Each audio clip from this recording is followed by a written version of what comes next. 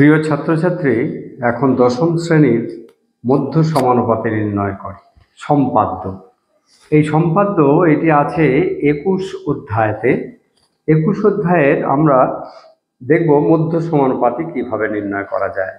মধ্য সমানুপাতি নির্ণয় আমরা 5-এর অনুপাতে, 5 যেখানে আছে 5 অধ্যায়ের অনুপাতে আমরা এই জিনিস করেছি। সেখানে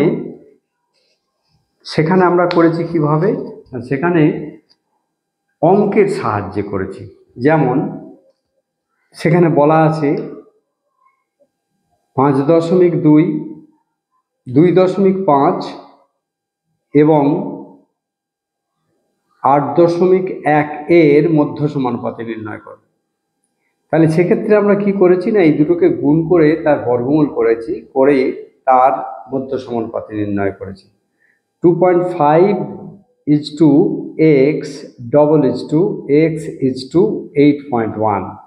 সেখানে আমরা লিখেছিলাম 2.5 by x is equal to x by 8.1।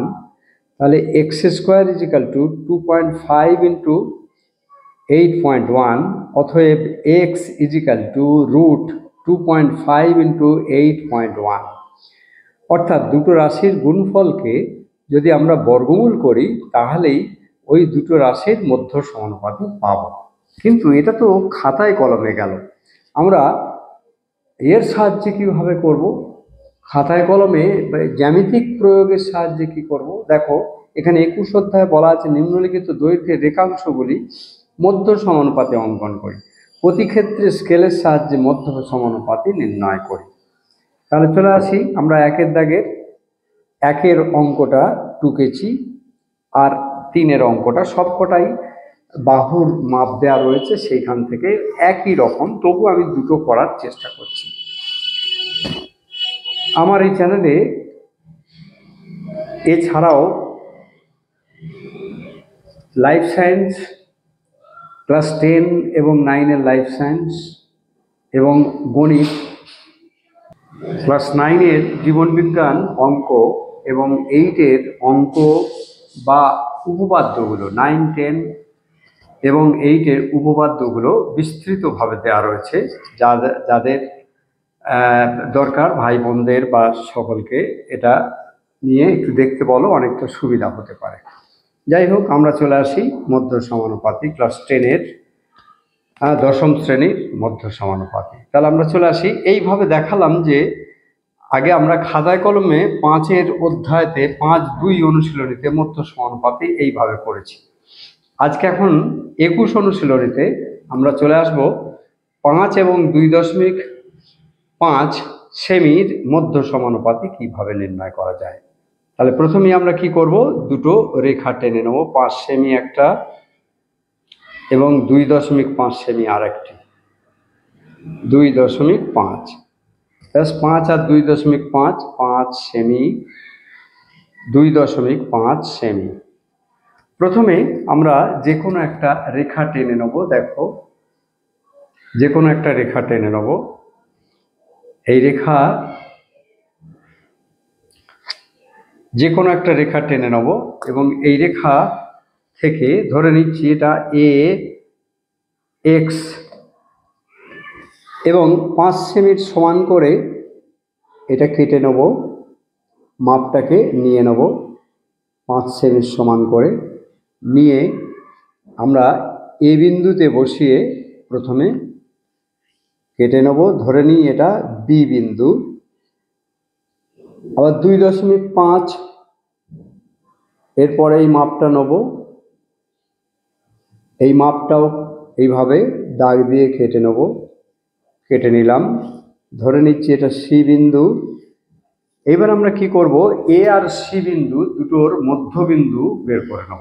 A R C, এ থেকে সি পর্যন্ত যে রেখা হলো দুটো বাহুর যোগফল, এটাকে মধ্যবিন্দু বের করে নেব। এদের মধ্যবিন্দু বের করে নেওয়া হলো।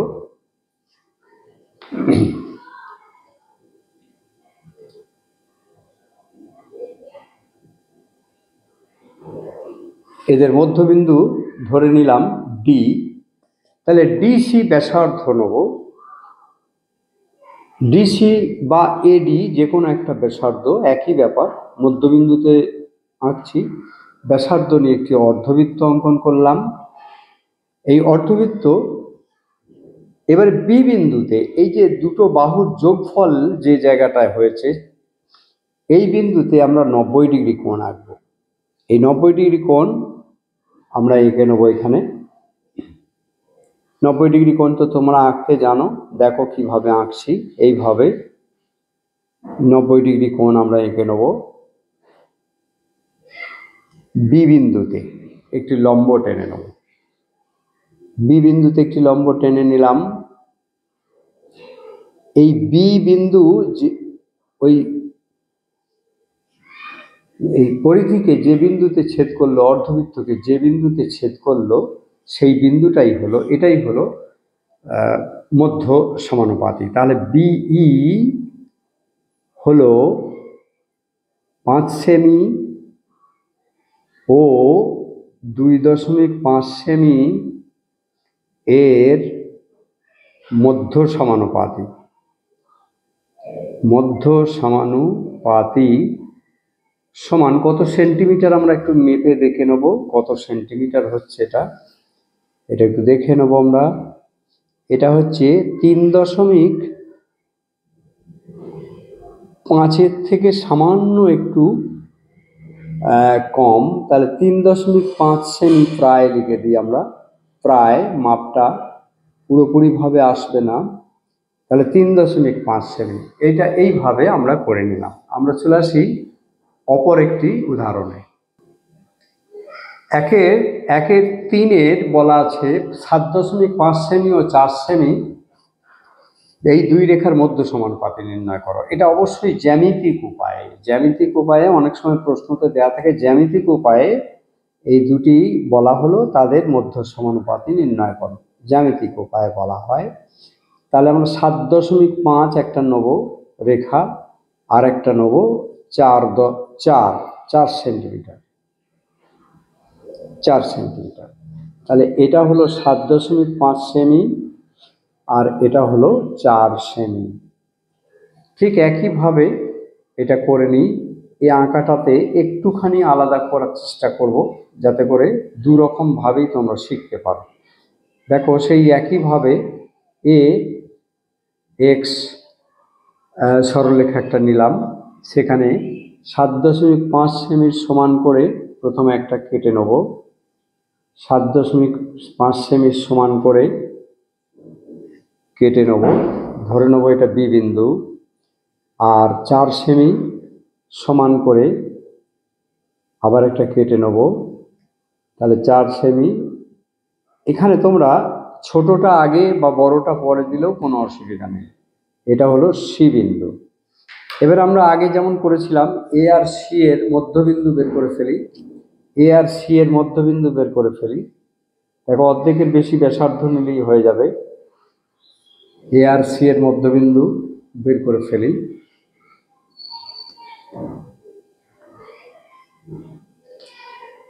মধ্যবিন্দু বের করে নিয়ে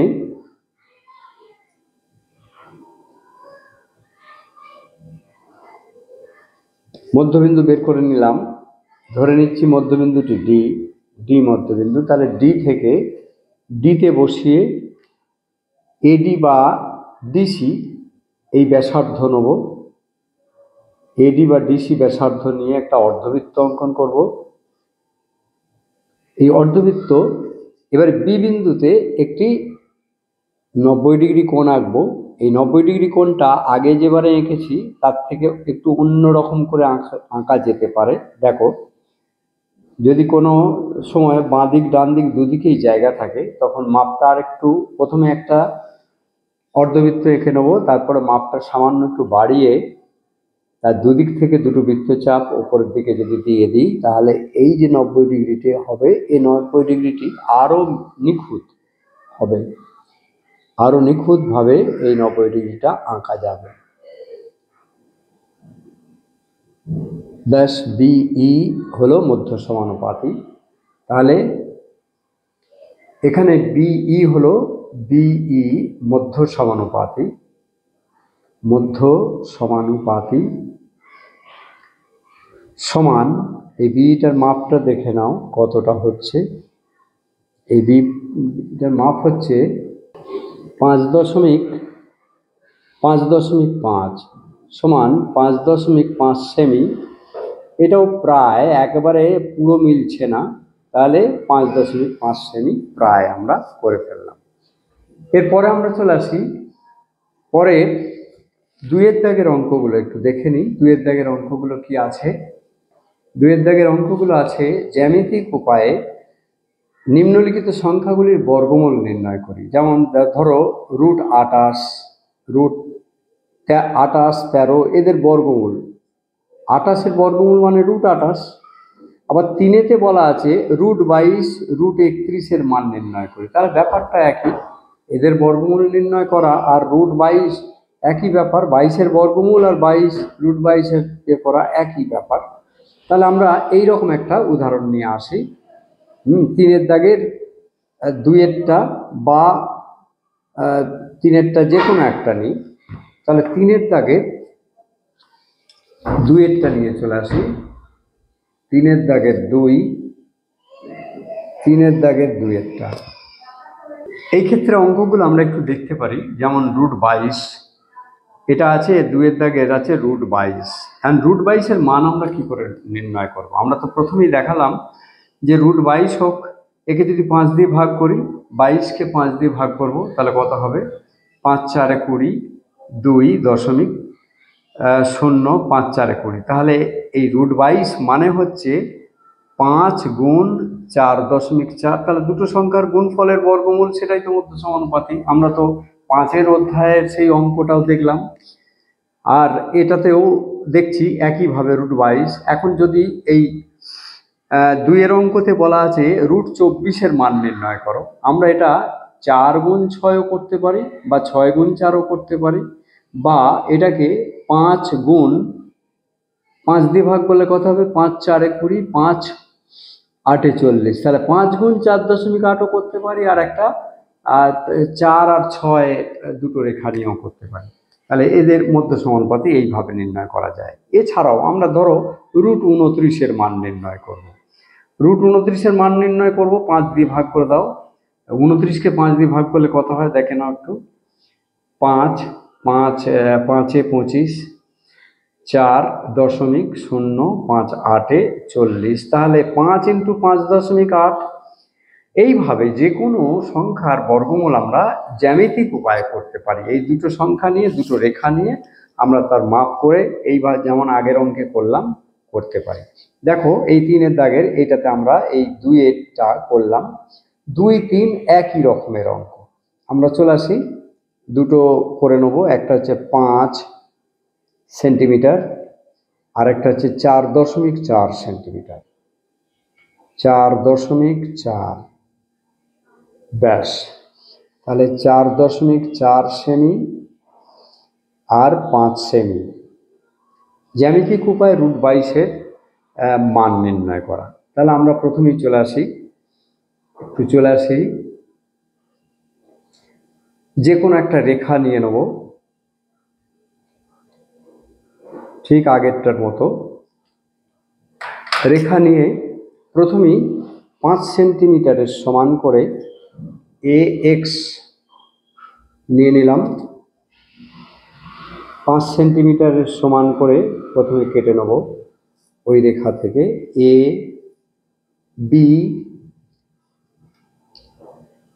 বি হলো এটা, আর এরপরে নেব 4.4 সেন্টিমিটার। 4.4 সেন্টিমিটার নিলাম, এটা সি বিন্দু হলো। এবারে এসি এর মধ্যবিন্দু বের করে নেব। এসি এর মধ্যবিন্দু বের করতে গেলে কি করতে হবে? উপরে একটা নিচে একটা বৃত্তচাপ সি বিন্দু থেকে আর এ বিন্দু থেকে একই রকম ভাবে দুটো বৃত্তচাপ অঙ্কন করব। এই উভয় বৃত্তচাপ যদি যেগুলো যে বিন্দুতে ছেদ করেছে সেগুলো যদি পরস্পর আমরা ছেদ করি, তাহলে এখানে যে বিন্দুটা পেলাম ডি বিন্দু। এবারে ডিসি মাপ নেব ঠিক আগে যেমন নিয়েছিলাম, ডিসি মাপ নেব ঠিক আগে যেমন নিয়েছিলাম ওই রকম করে নিয়ে ব্যাস হয়ে গেল। এবারে বি বিন্দুতে 90° কোণ আঁকবো। বি বিন্দুতে 90° কোণ এঁকে ফেলি। বি বিন্দুতে 90° কোণ আঁকলাম।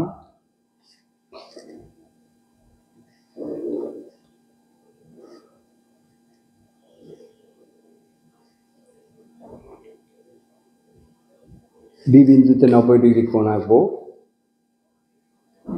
অর্থাৎ লম্ব টানবো। এই লম্বটা এই অর্ধবৃত্তকে যে বিন্দুতে ছেদ করেছে এইটাই হলো মধ্য সমানুপাতী। এখানে বলা আছে 3-এর অঙ্কে যে দৈর্ঘ্য বিশিষ্ট বর্গাকার চিত্র অঙ্কন করতে হবে। √22 এই যে মানটা পাবো সেই মান নিয়ে একটি বর্গাকার, তাহলে বর্গাকার করতে গেলে কি হবে না, বর্গাকার যে বাহুটা হবে সেই বাহুটা তো বিই, মধ্য সমানুপাতী মানে বি। এই যে দৈর্ঘ্যটা পেলাম এই দৈর্ঘ্যটা দিয়ে একটি বর্গাকার বর্গক্ষেত্র অঙ্কন করব। দেখো প্রথমে বি থেকে ই এর মাপটা নিলাম, নিয়ে এখানে কাটলাম। এবারে এখান থেকে দুটো, একটা বৃত্তচাপ এবং ই থেকে একটা বৃত্তচাপ, তাহলে এই যে বৃত্তচাপগুলি পরস্পর যে বিন্দুতে ছেদ করলো দেখে নিই।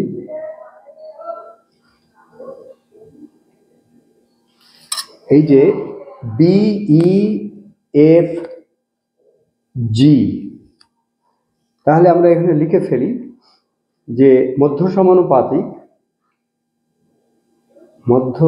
সমানুপাতী বিই মাপের বর্গক্ষেত্র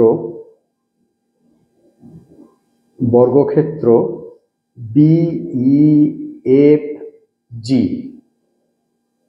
এটা বর্গক্ষেত্র অঙ্কন হয়ে গেল।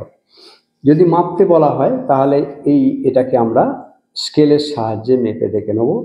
এটা প্রায় 4.7 মতো হচ্ছে।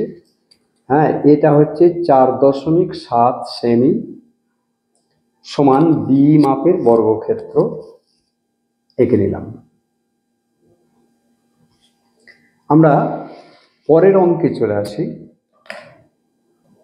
কোষে দেখি 21-এ 4-এর অঙ্ক দেখো, নিম্নলিখিত দৈর্ঘ্যের বাহু বিশিষ্ট আয়তক্ষেত্র সমান ক্ষেত্রফল বিশিষ্ট বর্গক্ষেত্র অঙ্কন করে। ধরো এই 8 semi 6 semi, 4 semi 6 semi, 4.2 semi 3 semi, এই দুটো বাহুর মাপ দেওয়া আছে। যে কোনো একটা করলেই বাকি অন্যগুলো তোমরা একইভাবে করতে পারবে। আমরা চলে আসি এই 4-এর দাগের 2-এরটি। 4-এর দাগের 2-এরটি যদি করতে চাই তাহলে আমরা কি করব, প্রথমেই 4-এর দাগের 2 লিখলাম, লিখে মাপটা লিখে ফেলি 6 সেমি, 6 সেমি আর 4 সেমি। এটা প্রথমে আমরা কি করব না, একে আয়তক্ষেত্র করব, আয়তক্ষেত্র, এবং এই আয়তক্ষেত্রের সমান ক্ষেত্রফল যুক্ত বর্গক্ষেত্র অঙ্কন করব। তাহলে আমরা প্রথমেই ওই 6 সেমি এবং 4 সেমি মাপের একটা দাগ নিয়ে নিই। 6 সেমি আর 4 সেমি, 4 সেমি, তাহলে এটা হলো 6 সেমি, এটা হলো 4 সেমি। এবারে আমরা একটু নিচে চলে আসি, অনেকটা জায়গা লাগবে। প্রথমে একটা যে কোনো রেখা টেনে নিই, যে কোনো রেখা টেনে নিলাম। প্রথমে 6 সেমি সমান করে, 6 সেমির সমান করে এটা মাপটা সুন্দরভাবে নিতে হবে। একটা কেটে নিলাম, এ এক্স বি। এবারে আমরা কি করব, এই এ যেহেতু আয়তক্ষেত্র আঁকতে হবে, আয়তক্ষেত্রের প্রতিটি কোণ 90°, তাহলে এ বিন্দুতে আমরা একটু 90° একটা লম্ব আঁকবো। এ বিন্দুতে লম্ব না আঁকলে এটা 90° কোণ মানে আয়তক্ষেত্রের কোণগুলো সব 90 ডিগ্রি। আমরা করে উঠতে পারবো না।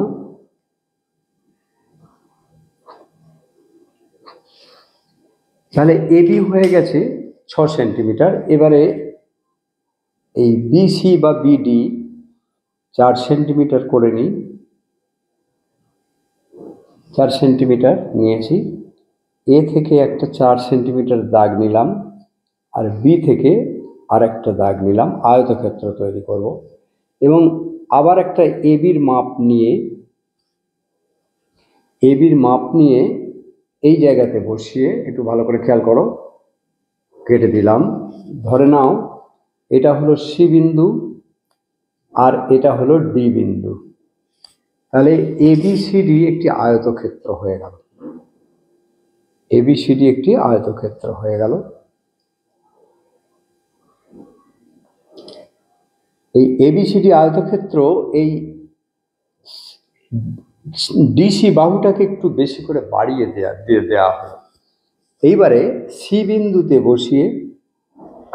বিন্দুতে বসিয়ে বিসি এর মাপ নিয়ে আবার একটা কেটে নিলাম কিছুটা। ধরে নিই এটা হচ্ছে ই টেনে নিলাম। এবারে ডিই কে সমান দুভাগে ভাগ করব। ই বিন্দু থেকে তাহলে অর্ধেকের বেশি ব্যাসার্ধ নিয়ে একটা বৃত্তচাপ, এবং ডি বিন্দু থেকে যেহেতু ডিই কে সমান দুভাগে ভাগ করছি, একটি বৃত্তচাপ অঙ্কন করলাম, দুদিকেই দুটো বৃত্তচাপ। তাহলে এটা হলো ডি এর মধ্যবিন্দু, হলো এই রেখাটি যেটা টানবো সেটা ডি এর মধ্যবিন্দু। ই ধরে নিই এটা এফ বিন্দু। এইবারে এফ থেকে এটা মধ্য সমানুপাতি করছি। এটা 6 সেন্টিমিটার, এটা 4 সেন্টিমিটার। এই দুটো সেন্টিমিটার পরস্পর রেখে এটার অর্ধেক করে ফেললাম। যেমন করে আগের দুটো রেখাকে সমান দুভাগে ভাগ করে, একত্রিত করে সমান দুভাগে ভাগ করে তারপর মধ্য সমানুপাতি আমরা করেছি, ঠিক এখানেও সেই রকমই মধ্য সমানুপাতি করে নেব। দেখো টেনে নিলাম। এইবারে এই বিসি বাহুকে, যেহেতু এটা লম্বই আছে, তাহলে লম্ব নতুন করে সি বিন্দুতে টানতে হবে না। আমরা সি বিন্দুতে একেবারে পর্যন্ত টেনে নিলাম, ওই অর্ধবৃত্তের পরিধি পর্যন্ত টেনে নিলাম। ধরে নিই এটা হলো সি জি বিন্দু। এটা ধরে নিলাম জি বিন্দু। এটা এই সিজি মাপ নিয়ে নিলাম। এই সিজি যেটা বর্গক্ষেত্র হবে, সেই তার একটি বাহুর মাপ হচ্ছে সিজি। দেখো এই কাটলাম,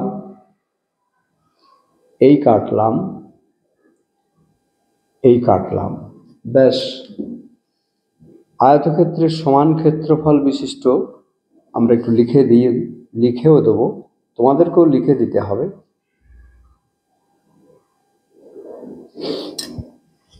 সিজি এইচ এম। তাহলে দেখো আমরা লিখে ফেলি, এবিসিডি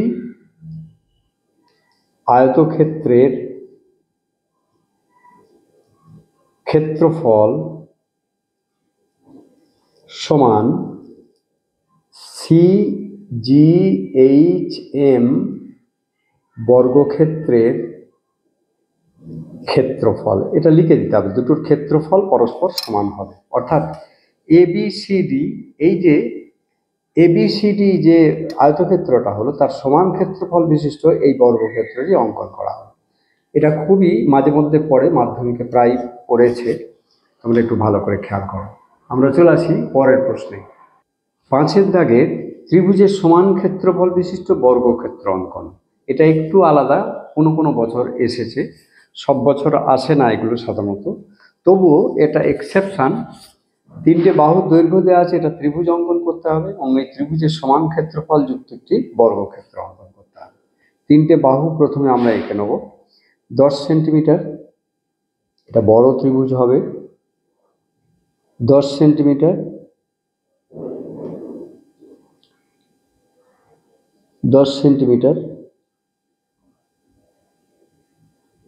আছে 7 সেন্টিমিটার এবং 5 সেন্টিমিটার।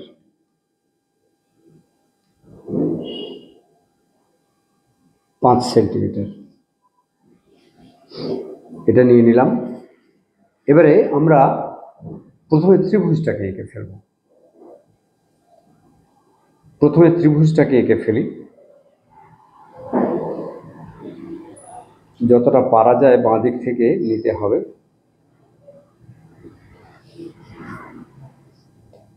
তাহলে প্রথমেই কি করব আমরা, এ এক্স, এবারে 10 সেন্টিমিটার, 10 সেমি, 7 সেমি আর 5 সেমি। প্রথমে 10 সেমির সমান করে কেটে নিই।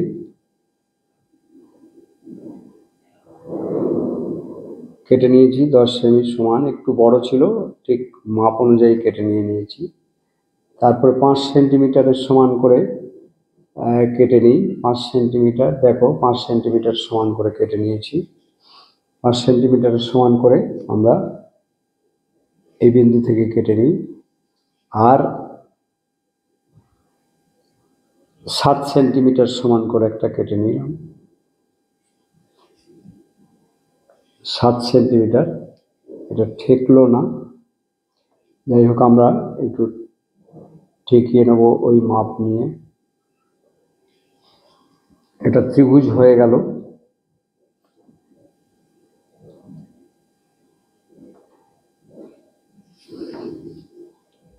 এই যে ত্রিভুজটা হলো, এই ত্রিভুজটা হলো 10 সেমি, 5 সেমি, 7 সেমি। এটা হলো বি বিন্দু, এটা হলো সি বিন্দু। এখন আমরা কি করব, এই এ বি এর সমান একটা সমান্তরাল করে সি বিন্দুতে একটি রেখা টেনে নেব। এ বি এর সমান করে সি বিন্দুতে একটি সমান্তরাল সরলরেখা টানবো। তার জন্য কি করব, এ বি এর মাপ নেব। প্রথমে এ বি এর মাপ নিয়ে মাপটা নিয়ে নিই। হ্যাঁ, নিয়ে নিয়েছি। সি বিন্দু থেকে বসিয়ে একটা বৃত্তচাপ আঁকলাম। আর এসি এর সমান করে আরেকটা বৃত্তচাপ, এটা একটু ভালো করে খেয়াল রাখবে। এ বি এর সমান করে সি বিন্দু থেকে আর এসি এর সমান করে বি বিন্দু থেকে একটা বৃত্তচাপ এঁকে নিলাম। এটা ঠেকেনি, তাই আরেকবার ওটা দেখে নিতে হবে। ব্যাস, একটি সমান্তরাল সরলরেখা টেনে নেব। সমান্তরাল সরলরেখা টেনে নিলাম। এ বি এর সমান্তরাল সরলরেখা, ধরো এই বিন্দুটা হলো এম। এবারে আমরা এ বি এর মধ্যবিন্দু বের করে নেব। অর্থাৎ ত্রিভুজ থেকে সমান ক্ষেত্রফল, যেমন তোমরা 9-এ করেছিলে, ত্রিভুজের সমান ক্ষেত্রফল বিশিষ্ট একটি আয়তক্ষেত্র অঙ্কন, আমরা সেই কাজই করব এখানে। ত্রিভুজের সমান ক্ষেত্রফল বিশিষ্ট একটি আয়তক্ষেত্র, মাপটা একটু ছোট হয়ে গেছে, আমরা একটু অন্য একটা মাপ দেবো। এই মাপটা না, হ্যাঁ ব্যাস, এই মাপটা নয়, এটা ছোট হয়ে গেছে। অর্ধেকের বেশি ব্যাসার্ধ না নিলে তো মধ্য সমান দুভাগে ভাগ করা যাবে না। এবারে এই যে লম্বটি হলো, এটা আমরা একটু ওই সমান্তরাল সরলরেখা টেনে দেবো। দিয়ে এবারে এখানে ধরো এই বিন্দুটা করলাম ডি, তাহলে ডিবি ব্যাসার্ধ, ডিবির মাপ নিয়ে যদি আমরা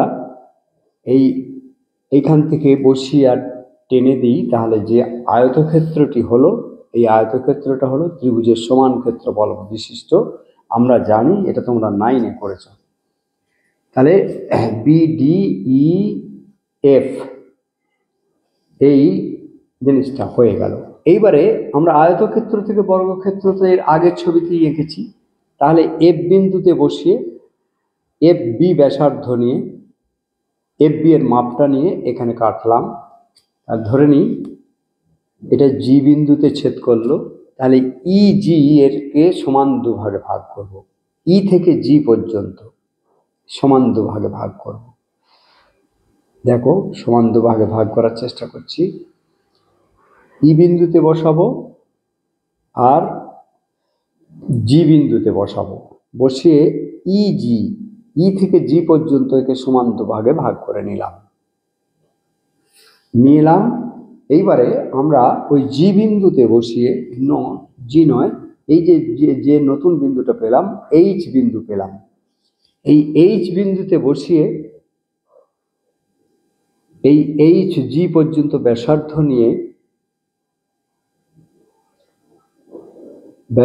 নিয়ে একটা বৃত্ত, অর্ধবৃত্ত এঁকে ফেললাম, যেমন করে আগে মধ্য সমানুপাতে করেছিলাম।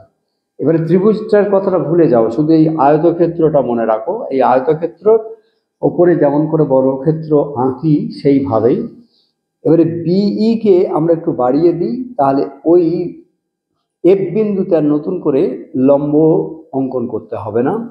এই যে বাহুটা পেলাম, এই যে বাহুটা পেয়ে গেলাম এফ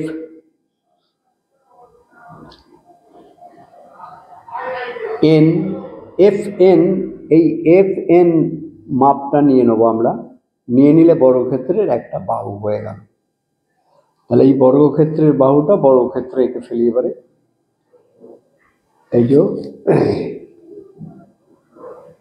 একটু ধরে ধরে দেখবে, এটা একটু কমপ্লিকেটেড আছে, কিন্তু এটা খুব শক্ত নয়,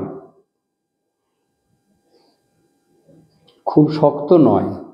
এর নাম দিয়ে দিই F N P R.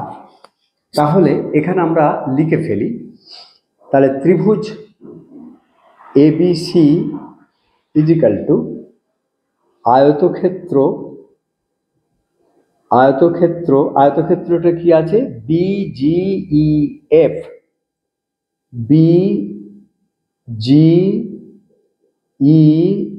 বিজিইএফ is equal two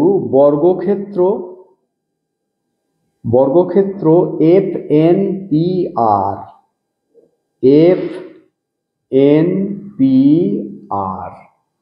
ব্যাস, এখানে আঁকা শেষ হয়ে গেল। এটা একটু তোমরা ধরে ধরে দেখো ভালো করে, তাহলেই এটা পারবে। আর এই 21 অধ্যায়ে এর বেশি রকমের কিছু আসবে না, যা এই এঁকে দেওয়া হলো এই রকম ধরনেরই আসবে। যাই হোক, এটা তোমরা একটুখানি ধীরে ধীরে ফলো করো, আশা করা যায় তোমরা খুবই ভালো করে করতে পারবে। আজ এই পর্যন্ত।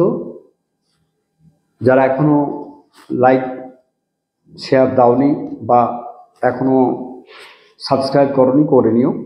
যারা সাবস্ক্রাইব করেছো তাদেরকে অসংখ্য ধন্যবাদ, যারা করনি এখনো করে নেবে। আজ এই পর্যন্তই, ধন্যবাদ।